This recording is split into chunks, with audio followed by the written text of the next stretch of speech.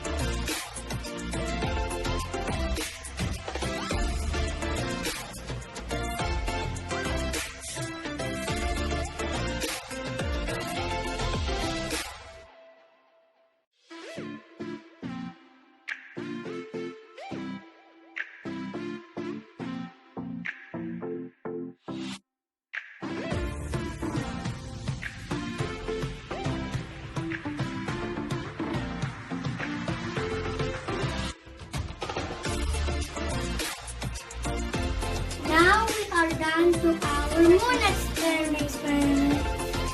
See, look, check it out.